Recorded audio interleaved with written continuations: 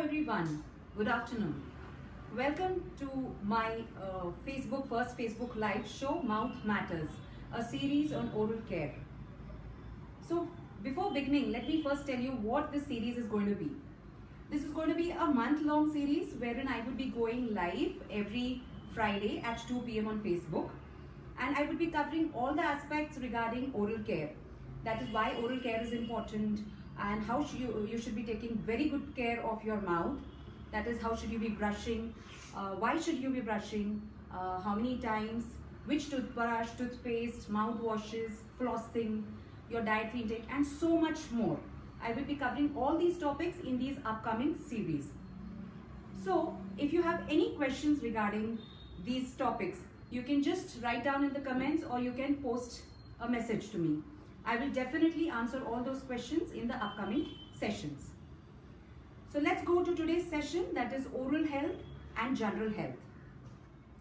So most of us know that bad oral hygiene leads to cavities and gum diseases. That is, if we do not brush our teeth properly, if we do not floss our teeth, and if our dietary intake is not really good, we know that cavities हो जाते हैं, gum diseases हो सकते हैं. But बहुत कम लोगों को, very few people know that oral health, if that is bad, your general health also gets affected. Isn't this a surprising thing? Yes. If your oral health is bad, your general health also gets affected. See, our human body is very interconnected. Okay, all the systems are interconnected. Systems in the sense, in our body we have the respiratory system, we have the circulatory system, we have the digestive system which is helping in the digestion of food, the reproductive system. So all these systems are interconnected. So any change in one system is going to affect the other system as well. How is that? I'll give you an example. Let's take the example of diabetes, the most common chronic disease in India. So we know that diabetes is a silent killer. We know that it slowly damages the other organs like the kidneys, it affects the nervous system, it affects the vision, that is, it affects the eyes. So any change in one system is affecting the other system. One more example मैं देना चाहूँगी is hypertension, या जिसे हम बोलते हैं high blood pressure. So high blood pressure में क्या होता है? Brain damage हो सकता है, eyes damage हो सकते हैं, kidney failure हो सकता है. So जिस तरह से एक सिस्टम में कुछ खराबी आ जाने से दूसरे सिस्टम पे प्रभाव पड़ता है, उसी तरह if any change in the mouth, it is going to affect the other system as well. See, mouth is like a door to your internal parts of the body. जो कोई भी माइक्रो ऑर्गेनिजम्स है वो इधर मुंह के through या फिर नाक के थ्रू जाने वाला है. ये तो अभी we know it so well in this pandemic. You know, we are wearing masks, we are seeing to it that the microorganisms are not entering our body. So these are the only two ways that the microorganisms will enter your body. So mouth is actually has billions and billions of bacteria, billions and billions and so many strains of bacteria. Now the mouth gets colonized with this bacteria right from birth.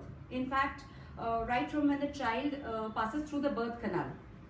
Then over that, this bacteria keeps on increasing by acts like the parents showing love to their children by kissing them, or simple instances like blowing air over the food, the spoon of food, and then feeding it to the baby.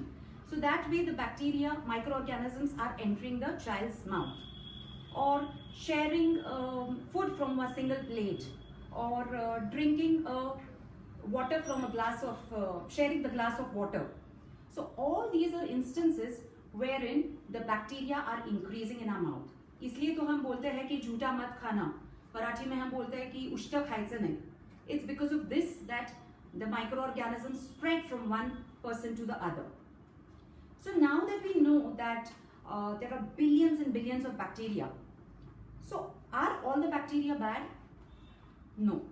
जैसे हमारे इस दुनिया में अच्छे लोग भी हैं, बुरे लोग भी हैं, उसी तरह बैक्टीरिया भी, अच्छे बैक्टीरिया भी है और बुरे बैक्टीरिया भी है. So we have good bacteria also and bad bacteria also. But there is a balance between them. Okay? So both, there is a very delicate balance. But now जब हम ब्रशिंग ठीक से नहीं करते या फ्लॉसिंग नहीं करते या हमारा डाइटरी इंटेक खराब है, अच्छा नहीं है, that time what happens? ये bad bacteria धीरे धीरे धीरे ऊपर बढ़ जाता है. So this balance gets disturbed. And And once this balance gets disturbed, this bad bacteria is actually very notorious. बहुत ज़्यादा notorious है. So because of this bad bacteria, we are going to have cavities and gum diseases. And now that we have gum diseases, these bacteria eventually from the gums enter into the blood and they may reach into the other organs of our body. So इस तरह से जब mouth में कुछ effect हो जाता है, there's some disturbance in the mouth, when the oral health is not good, it is going to affect the other organs, other systems. So let's see one by one how the bad oral hygiene is going to affect the other systems. So what I thought, instead of me telling you, I thought it right to call upon the respective experts from the various fields. So first we will start with our heart. Okay, dil se chalu karenge pehle. So for that I have called upon Dr. Amit Senkar, who is a cardiologist, and he's practicing. He's attached to Joshi Hospital, and you can have a seat. Thank you. He's practicing at Joshi Hospital, and he has his own clinic on Ghole Road. Hello, Dr. Senkar. Hi. So can you please tell me how bad oral hygiene actually affects the heart and the circulatory system? Yes, sure. Good afternoon, everyone. We all know that route to a man's heart goes through his tummy, and obviously the entrance to his tummy is through his mouth. So somewhere or the other it is scientifically connected. Everyone's oral cavity is connected to the closest organs, that is the brain and the heart. And since the face is a very vascular structure, that means it is full of blood vessels around the oral cavity, around the face, any breach in that circulatory system is likely to cause entry of microorganisms into the bloodstream. And since the bloodstream directly goes to the heart, these all germs are going to go directly to the heart. Now suppose someone's heart is already at risk of developing infections. For example, if there is any damage to the walls already within the heart and they are at risk to catch infection, in such a situation, if the germs gain entry to one's heart, the walls are the softest or the easiest targets to get affected by the infection. And that leads to a very dangerous complication called as infectoendocarditis. Now, in such kind of infections, the walls not only get damaged, but they start developing hard structures over the walls. And these hard structures are filled with bacteria, and over a period of time, these hard structures can break and small pieces of these structures can circulate within the entire body and get lodged into various organ systems of the body, including brain, kidneys, eyes, upper limbs, lower limbs, anywhere in the body. And such infected pieces, if they get lodged in other organs, even those organs are going to get infected, leading to a generalized infection of the body. So you can understand how a simple infection from the mouth can spread to the entire body. Not only that, there is a disease called as rheumatic heart disease, which affects the heart's walls itself, and not many people are aware that the primary root cause of this rheumatic heart disease resides in our own oral cavity. In childhood, we tend to get recurrent tonsillar infections, and most of the times it is viral infection, but sometimes bacteria called as Streptococcus pneumonia can cause this kind of tonsillar infections, and the body tends to fight these bacteria by producing antibodies against them.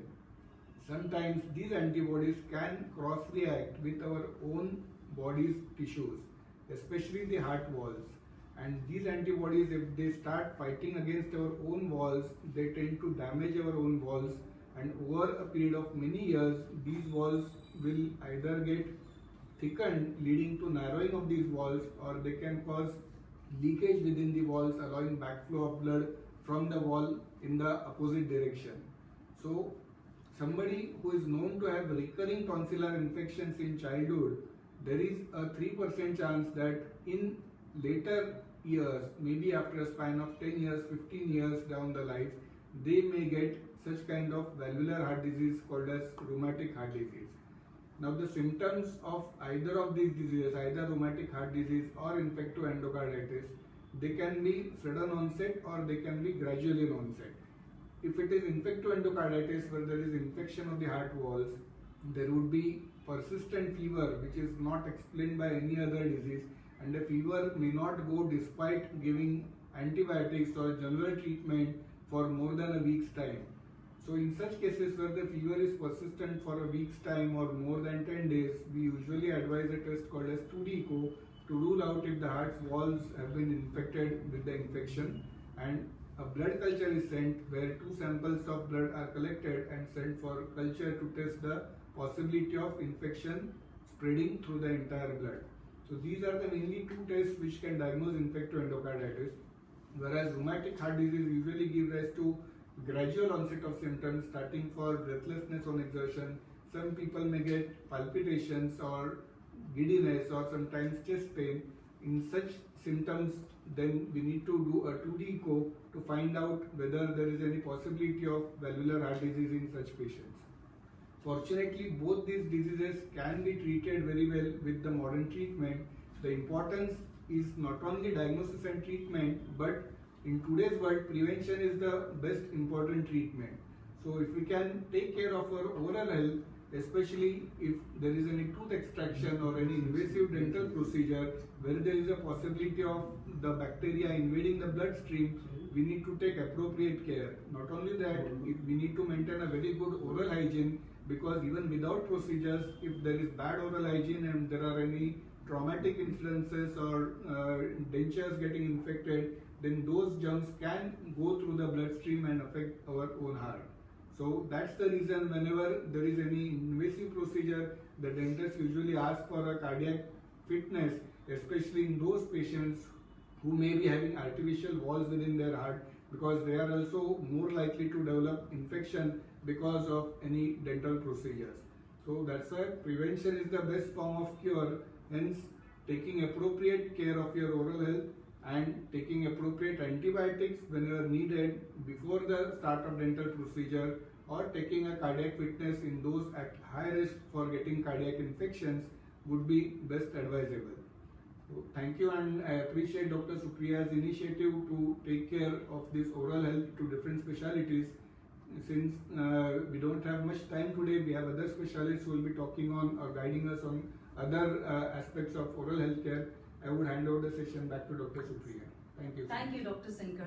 It was a wonderful information that doctor has given, and the most important thing he said was prevention is the best form of cure. So this shows that how oral hygiene is really very important, so that we prevent any heart diseases. So now let's go ahead with, yes doctor, let's go ahead with the most precious moment of a couple's life, that's pregnancy. So we take such good care during pregnancy. You know, we eat the right amount of food, we have the right exercise, we perform yoga sessions and garb samskars, and so many things we do for the well-being of the baby, you know. Oral health is also taken care of. I don't say that oral health is neglected, but yes, during pregnancy, because of the hormonal changes that happen, the gums get affected a lot. And then again, these gum diseases leads to certain complications during pregnancy.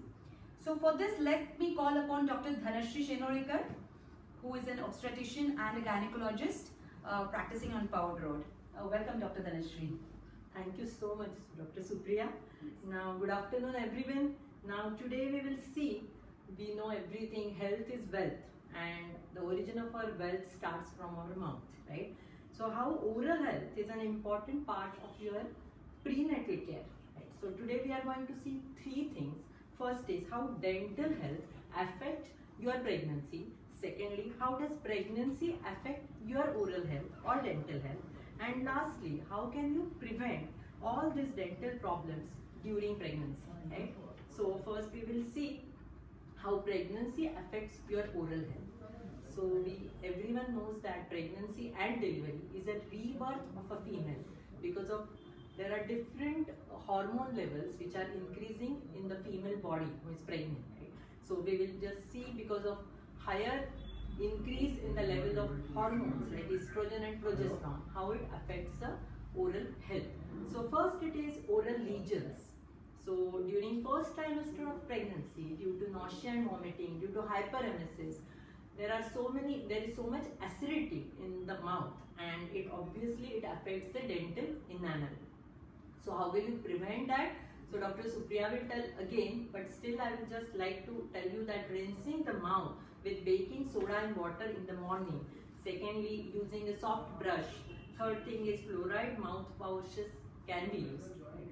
The second thing is caries, because of pregnant women are at high risk for the dental caries due to increased acidity in oral cavity, increased sugary dietary cravings, and frequent meals with increased carbohydrate intake, right? So how will you treat it? So reduce the intake of sweets. Secondly, rinsing your mouth and flossing and brush twice, right? So third thing, it is pregnancy oral tumors, which are rare, but the most common thing is gingivitis, right? As she said, gums are most affected. Almost 75% pregnant women are suffering from gingivitis, right? So, and one more thing, that is periodontitis. It is a destructive inflammation of periodontium. This involves bacterial infiltration of the periodontium, so leading to loose teeth. These are all few common dental problems during pregnancy. Now let's see how dental health affects your pregnancy. So there are few complications of pregnancy because of bad oral health. So it affects the pregnancy outcomes in many ways. So because of gingivitis, it has been associated with preterm deliveries, and secondly, intrauterine growth retardation, that is IUGR babies with low birth weight babies. So this will increase the neonatal morbidity in turn, right? So thirdly, poor this periodontal health is a risk factor for development of preeclampsia, that is pregnancy-induced hypertension. And lastly, very importantly, poor mother's oral hygiene can lead to increased dental caries in the infant. This is also in turn is very dangerous, right? So we have seen the effects of oral health on the pregnancy outcome, right? Now lastly, how to prevent this? What is take home message? So how to prevent all this? So I have already told, brush twice with fluoride toothpaste and floss once a day. Second is rinse in the morning with 1 tablespoon of baking soda and water. Now what else? So visit your dentist regularly, that is before pregnancy, and continue your visits during pregnancy also. Then dietary habits are also very important. Fruits, vegetables, cereals, milk, eggs, dairy products, meat, fish should be added in the balanced diet. Avoid excess sugary diet. Then vitamin C and vitamin D should be supplemented. Calcium is also supplemented. Avoid smoking and alcohol, and gargling with mouthwashes or warm salty water must be preferred. Now lastly, any dental treatments, if required, you should first consult to gynecologist and then go to dentist, take an advice. It is always, all the procedures are always safe in the second trimester. Now, so let's end with a genuine smile comes from the heart, but a healthy smile needs good dental care. Thank you so much. Thank you, Dr. Yes, Supriya. thank you, Dr. Sharulkar. It was really nice giving such good, wonderful information, and I'm definitely sure all the expecting moms are going to take good care of their oral hygiene. And like you said, the prenatal, before you are deciding about going ahead, taking the prenatal checkups, the dentist appointments, and carrying out whatever oral health care treatments are needed. In my experience, I have seen a lot of patients, especially in terms of wisdom tooth, they come before and then later, yes, they postpone it, and just right during their pregnancy in their crucial terms, it's when they visit with a swelling or so. So in order to avoid all such instances, it's better that you finish up all your oral treatments before you decide to go ahead. Yeah, thank you, Dr. Thank you so Dharani. much. Yes. Thank you. So now let's go ahead with the next organ, जो बहुत दिल के पास करीब में है और आजकल बहुत ज़्यादा चर्चित में है. The most talked about organ, that is the lungs.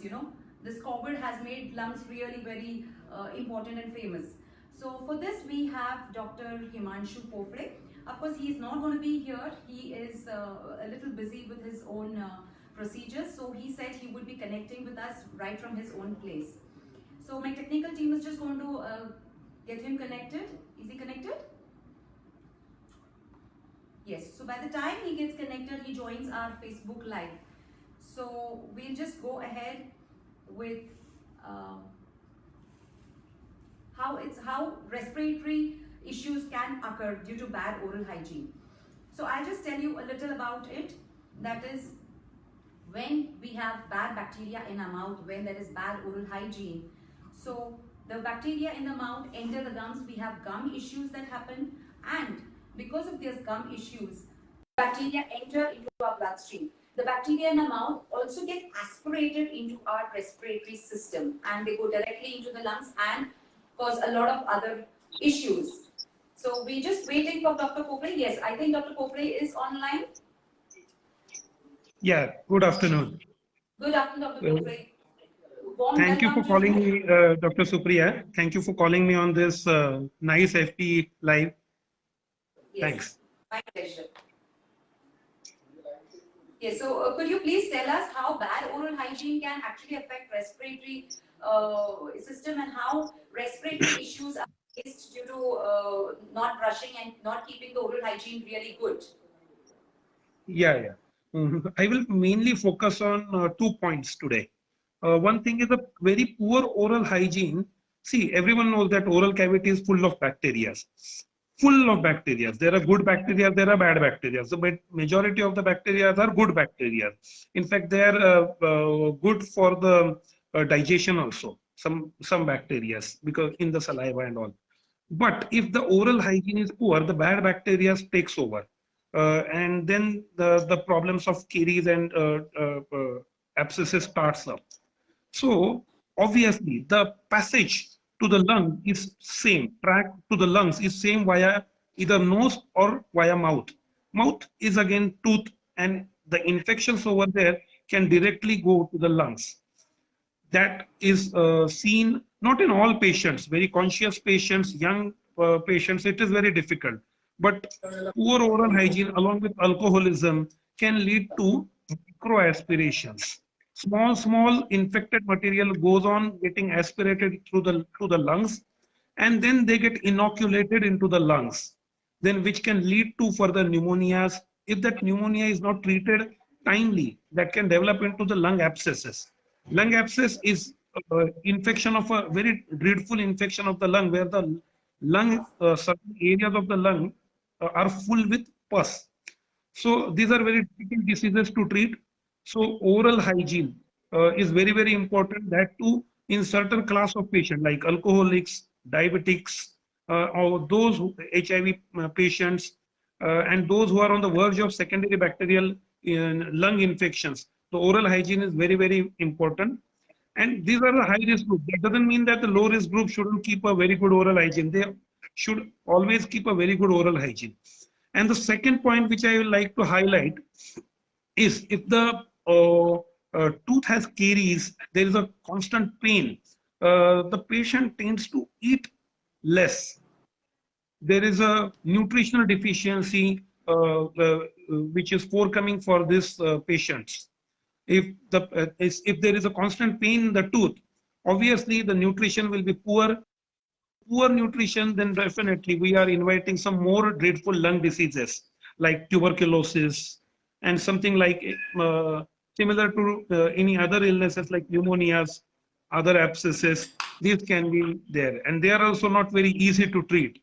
So everything starts with the mouth, tooth, and oral hygiene.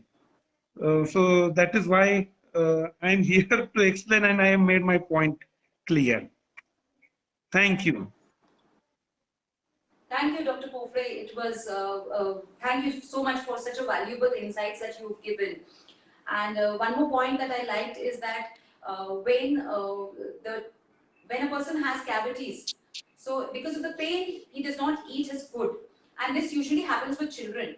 So children usually keep complaining of they don't want food, they don't want food, and usually parents do not understand the reason behind it, and they just कि हमारा बच्चा खाना नहीं खाता. But when they come to a dentist and then they realize that, oh, it was because of the cavities and it was because of the pain that the child wasn't eating food. And yes, definitely lung issues are caused by all the microorganisms that are there in the mouth. So it was wonderful information, and thank you, Dr. Pofre, for coming in. Thank you so much. Thank you very much. Thank you very much. Yeah. So now let's go ahead with the other systems. So we will be inviting a general medicine doctor, Abhijit Joshi. He also couldn't come in at my own location, so he would be joining in from his own location. He would be talking about how bad oral hygiene affects the other systems of the body. So while my technical team is getting him connected to our Facebook Live, I'll just discuss with you some other points. That is, bad oral hygiene firstly affects the digestion. The digestion begins right from the mouth. We all know that we chew our food, and there is where the digestion begins. So one point I would like to tell, that if we do not have teeth, or if we are having gum issues, so during gum issues what happens is the teeth becomes a little mobile, becomes a little loose, because the support system of the teeth decreases. And when the teeth are loose, that means they are moving, that time chewing becomes a little inefficient. The person will chew very hesitantly. So when chewing is not done properly, so the digestion itself gets hampered, and that is why we get all digestive problems like acidity, indigestion.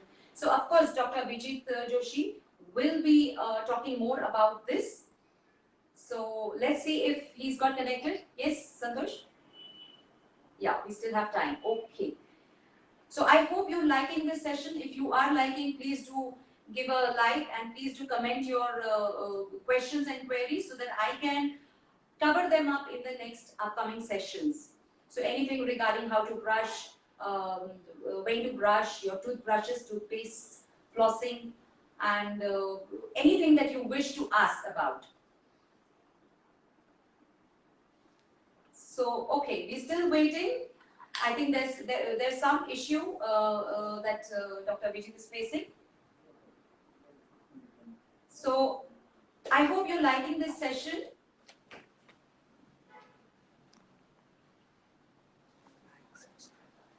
Okay, please do like and subscribe, and please do follow our page. And we just wait for Dr. Abhijit Joshi. Dr. Abhijit Joshi is attached to Joshi Hospital, and he is practicing right next to my clinic on Apte Road.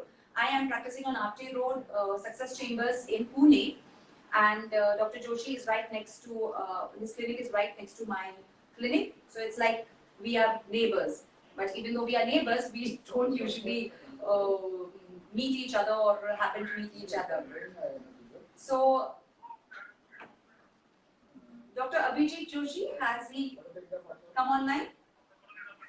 Okay, so I'll just go ahead with it. See, bad oral hygiene can also affect, there is a condition called sepsis or septic shock that can happen.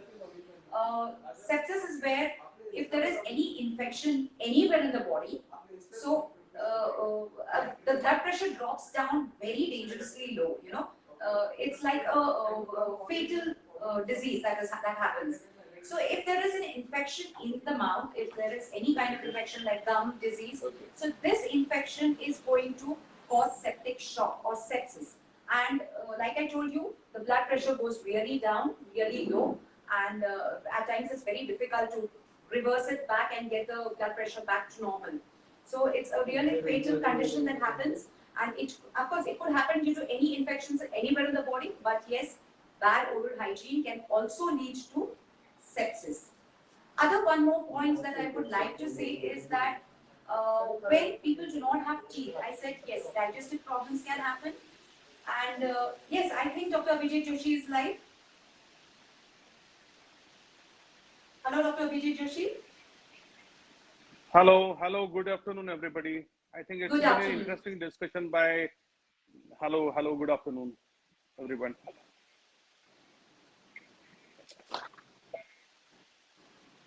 Yes, Dr. Vijay Joshi. Can you please put some light on how bad oral hygiene will affect the other systems, mainly the digestion and the diabetes and whatever you think, how it affects the body? Certainly. So basically, oral and systemic health are, as we all know, it is closely related. So any abnormalities in the oral cavity is going to affect the systemic health. So I will just point out few conditions where we find the oral cavity, the importance of oral cavity and avoidance of the infection. Most is that especially people tend to have low immunities, especially if there is no control of the diabetes, which is vital for prevention of oral infection or any other infection. But more so in this case for oral infections. Then we all know that people who have undergone any kind of transplants, like a renal transplant or a hemopoietic blood cell stem cell transplant, so all these patients also are vulnerable for any oral infections. Then there are certain medications. For example, people who have epilepsy, we all know that there is a certain drug called as dihydrophenantine. So what this causes, it causes gum hyperplasia. So not just teeth problem, but the problem related to your gums also is a manifestation or side effect of a particular drug that also we need to keep in mind. The third thing is that, as Dr. Himanshu Popre also has emphasized, people who are on inhalers for various reasons, they are having asthma, they are having some airway diseases for which they are taking inhalers. These people also do have certain kind of oral health issues because they don't rinse after each use of the inhaler. So that is also very important that every time whenever you use a particular inhaler to control your asthma symptoms, you need to rinse the oral cavity very well without forgetting that. Another aspect is there are various disorders like seizure disorders where there is reduced salivary flow. In patients who have got seizures or epilepsy, they invariably tend to have lesser salivary flow, which causes a lot of dryness in the oral cavity. So these also can lead to different kind of oral infections. The another is patients, as Dr. Supriya nicely explained, the people in ICUs, for example, those who have been given feeds through the Ryan's tube or a jejunostomy tube because their inability to take or accept food through the oral cavity. Now, what happens is that you are virtually bypassing the oral cavity by feeding them through the nasal tube. Now, the oral hygiene becomes compromised in these patients because invariably they're having lower immunity because of either they are in the hospital, they're having long-standing diabetes, they're having a lot of systemic infections that makes them vulnerable to any kind of infection, including oral cavity infection. So that is one aspect. Or people, you must have heard that everybody knows that GERD, that is gastroesophageal reflux. That also causes a lot of oral health issues in terms of dental caries. Dental caries are increased in these patients if they don't control their symptoms well. The second important thing is that a lot of people tend to take over-the-counter medications like cough syrups. And all these cough syrups have got very sugary base. So if somebody is taking frequent syrups, then their oral hygiene is also compromised in terms of a lot of increase in the chances of dental caries, which I'm sure Dr. Supriya will agree with me, that they invariably have more incidences of dental caries and oral hygiene issues. So they also should try to moderate their intake. The second most important thing in this generation is eating of chewing gums. Invariably these are sugary based chewing gums, which invariably lead to your poor dental health issues, and the future looks grim in these patients who, without realizing the ill effects of chewing gums for a long period of time, they try to ignore this aspect of it.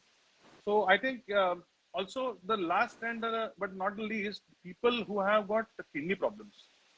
Now there is something called as uremic bone disease, which also affects the dentition. So it affects your teeth, it affects your enamel with people especially having long-standing kidney issues. And coming back to the last aspect is the people who are taking chemotherapies.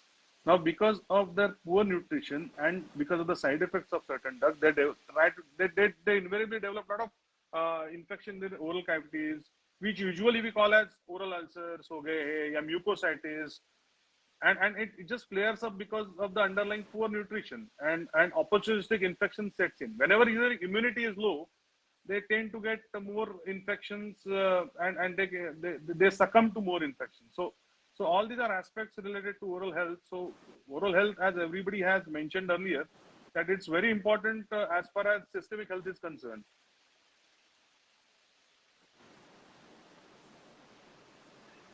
Yes, yes, So Dr. I think Joshi. it was a good Very opportunity. wonderfully said. Yes. Yes, yes, sure. Yes. Thank you so much, Dr. Joshi, for sharing with us your knowledge and experience. It was really wonderful to hear from you. I would also like to add the diabetic patients, Of course, bad oral hygiene per se does not cause any problems in the diabetes, but in diabetic patients, because the blood sugar goes high, uh, the gums become weakened out, and then it becomes a little difficult for them to maintain their oral hygiene. So, not directly affected, but yes, it makes it difficult for diabetic Yes. patients. Indirect contribution. Yes. One more thing I would I like agree. to say. Yes, right, right.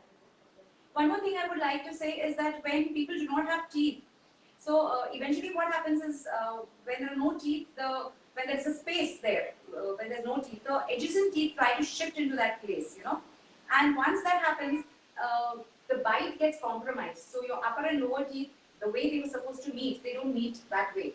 And then because the bite is compromised, usually what happens is unconsciously, very unconsciously, we tend to shift our jaw, to bring that bite properly, this way or that way. It's very unconscious. We don't even realize that.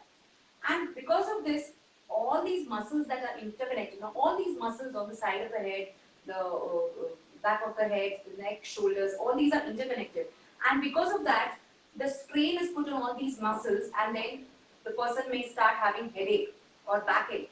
Usually, a lot of people travel from doctors to doctors to find out the reason for that headache and backache and neckache.